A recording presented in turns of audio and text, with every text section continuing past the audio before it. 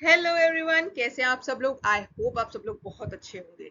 तो ये है मेरी नई वीडियो। इस वीडियो में हम डिस्कस करेंगे, मैं आपको बताऊंगी इजी ट्रिक्स जिसके थ्रू आप अशोका के 14 मेजर रॉक एडिक्ट्स याद कर सकते हैं। मैं बताऊंगी किस तरीके से आप याद कर सकते हैं कि किस एडिक्ट के अंदर क्या लिखा है। ठीक है, ये बहुत इजी ट्रिक्स होंगी क्योंकि एग्जाम्स में इस रिलेटेड क्वेश्चन काफी आते हैं।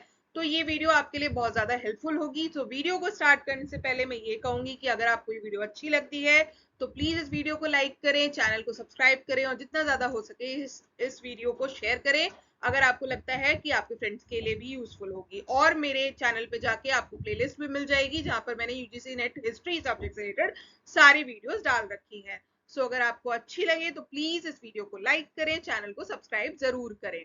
सो हम स्टार्ट करते हैं, एक एक करके मैं आपको बताती हूँ। सबसे पहले मैं बता दूं, मैंने कुछ एक दो स्लाइड के अंदर दो मेजर ऑक्यूडेंट्स को एक साथ बताया है। क्यों बताया है?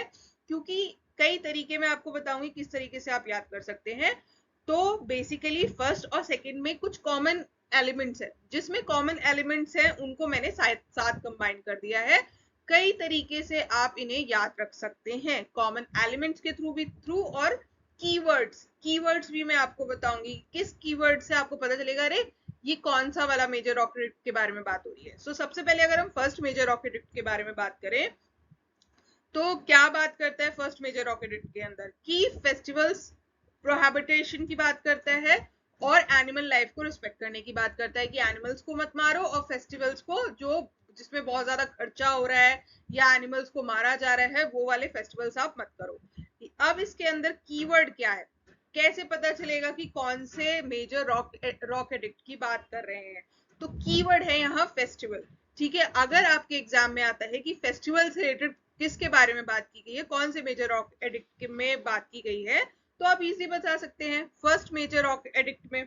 ठीक है, उसके अलावा जिस चीज से आप पता कर सकते हैं वो है मेन एनिमल्स जिसके बारे में बात की गई है फर्स्ट मेजर रॉक एडिक्ट में वो है पीकॉक और डियर। ठीक है, ये दो चीजें हैं जिससे आप आसानी से पता लगा सकते हैं कि फर्स्ट मेजर रॉक एडिक्ट के बारे में बात हो रही है। दूसरा जो मेजर रॉक एडिक्ट है वो सबसे पहले तो मेडिकल सर्विसेज के बारे में बात करता है।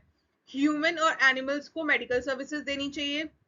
जो बॉर्डर पे जो राज्य के बॉर्डर पे जो किंग है, राजा, आपके बॉर्डर पे जो राज्य हैं उनमें जो राजा राज करते हैं उनको भी आपको मेडिकल सर्विसेज प्रोवाइड करनी चाहिए। ठीक है, और क्या लिखा है इसके अंदर? हर्ब्स और फूड प्लांट्स के बारे में लिखा है। एंड वेरी वेरी इंपॉर्टेंट, इसके अंदर ये एक लौता मेजर रॉक एडिक्ट है जिसके अंदर चोलास, पांड्यास और केरला पुत्र के बारे में लिखा है। मैंने ये वो इंपॉर्टेंट फैक्ट लिखे हैं जो कि आपको सिर्फ इसी रॉक एडिक्ट के अंदर मिलेंगे, किसी और रॉक एडिक्ट के अंदर नहीं मिलेंगे, इसलिए कंफ्यूजन ही नहीं होगा आपको। आपको क्या याद रखना है अगर पेपर में आता है कि भाई चोला, पांड्या और केरला पुत्र के बारे में किस मेजर रॉक एडिक्ट के अंदर बात की गई है, तो वो है सेकंड मेजर रॉक एडिक्ट। ठीक है, और इसका कीवर्ड होगा मेडिकल सर्विसेज, क्योंकि किसी भी 14 जितने भी 14 रॉक एडिक्ट हैं किसी और के अंदर मेडिकल सर्विसेज की बात की ही नहीं गई है, तो इसका कीवर्ड आपका मेडिकल सर्विसेज हो गया। या अगर एग्जाम में आता है कि भाई चोला, पांड्या और केरला पुत्र के बारे में कौन से रॉक एडिक्ट में की है, तो सेकंड रॉक एडिक्ट में की है। और इन दोनों के बीच में कॉमन क्या है कि इन दोनों ही मेजर रॉक एडिक्ट के अंदर एनिमल से रिलेटेड बात की गई है और किसी ऐसे रॉक कोई और ऐसा मेजर रॉक एडिक्ट नहीं है इन दोनों को छोड़ के जिसमें एनिमल्स के बारे में बात की गई होगी डायरेक्टली इस तरीके से। तो आई होप ये वाला पार्ट आपको समझ में आया होगा। ये है इजी ट्रिक पहले दो एक को याद करने का। नेक्स्ट आगे बढ़ते हैं। अब देखिए 3 और 4 में क्या कॉमन है। कॉमन क्या है इन दोनों के बीच में कि दोनों ही मोरालिटी, रूल्स ऑफ मोरालिटी के बारे में बात करते हैं। दोनों आप देखिए दोनों सेम बात करते हैं। ठीक है, रूल्स ऑफ मोरालिटी क्या कहेंगे कि मदर की रिस्पेक्ट करिए, फादर की रिस्पेक्ट करिए, ब्राह्मणास की रिस्पेक्ट करिए, श्रमणास की रिस्पेक्ट करिए, एक्सपेंडिचर कम करिए। ये थर्ड मेजर रॉक एडिक्ट कहता है। जब आप फोर्थ मेजर रॉक एडिक्ट की बात करते हैं तो वो सेम बात करता है लेकिन उसको बहुत इलेबोरेटली, बहुत डिटेल में जाके वो आपको एक्सप्लेन करेगा। तो यहाँ पे इनके बीच में कॉमन क्या है कि दोनों ही रूल्स ऑफ मोरालिटी की बात करते हैं। ठीक है, फिफ्थ मेजर रॉक एडिक्ट जो है इसमें अलग क्या है कि इसमें धम महामत्स जो है उनका रोल क्या है। ये एक लौता मेजर रॉक एडिक्ट है जिसके अंदर हम मोहम्मद की रोल क्या होता है मोरालिटी को स्प्रेड करने में, उसके बारे में बात की गई है। इनको कौन है, ये ऑफिसर्स ऑफ मोरालिटी है। इसमें इन्हीं के बारे में बात की गई है। ये फिफ्थ मेजर ऑफ एडिक्ट की स्पेशलिटी है।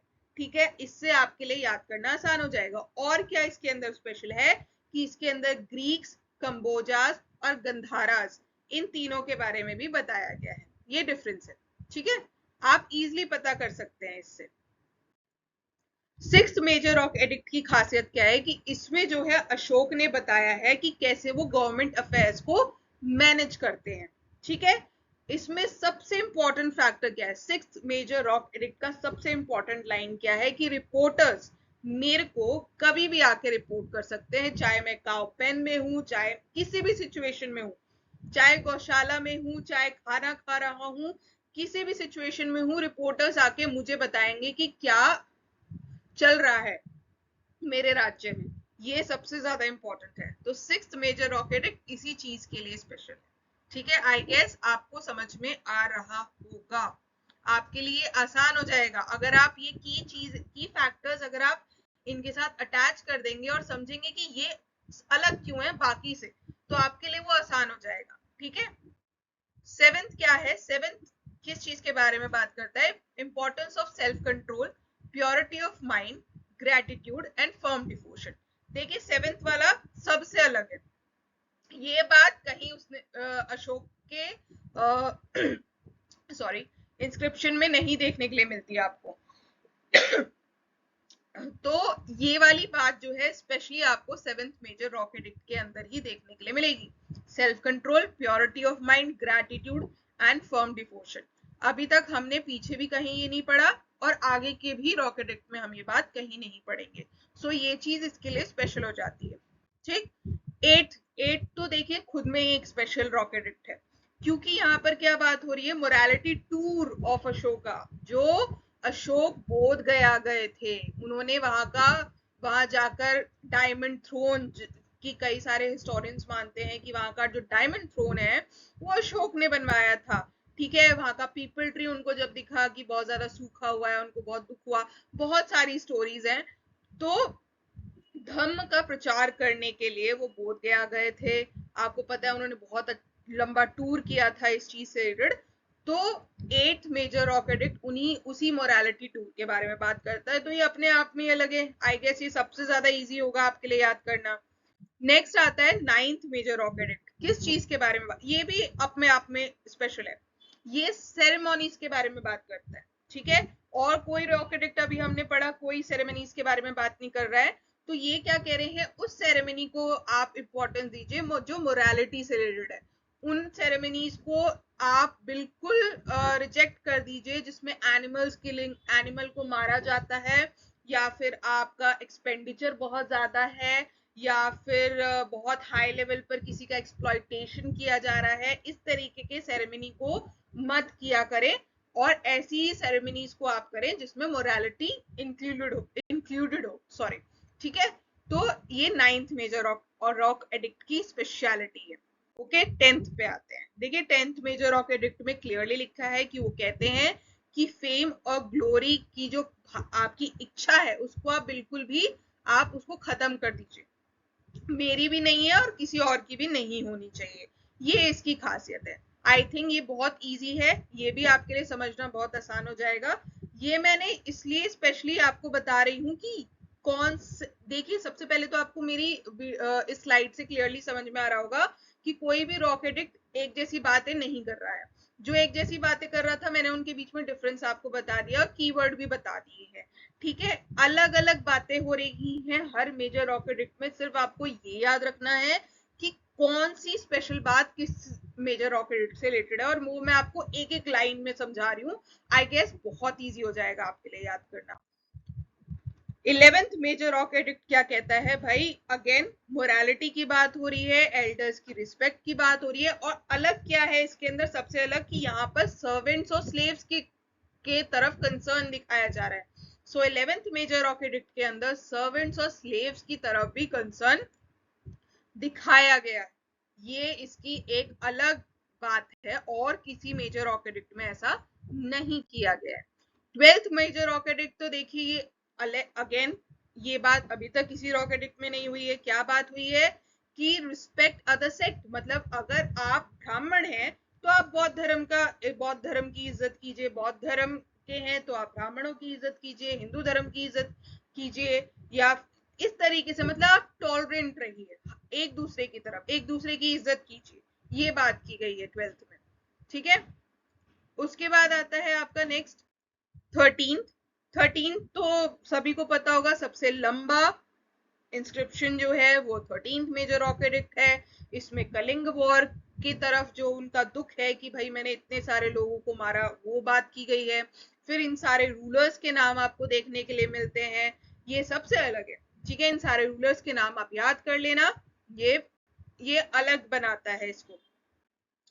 14th major rock edict again, इससे मैं आपको ये क्यों बता रही हूँ अलग बात हो रही है, इसलिए क्योंकि बच्चे कंफ्यूज हो जाते हैं कि शायद सब में एक ही जैसी बातें हो रही है। नहीं, सब में अलग अलग बात हो रही है। मैं आपको इंपॉर्टेंट बात बता रही हूँ जिसको समझ के आप पता लगा सकते हो, अरे हाँ ये वाला वर्ड, अच्छा ये वाली बात तो इसी के अंदर कही गई थी, किसी और में तो कही नहीं गई थी।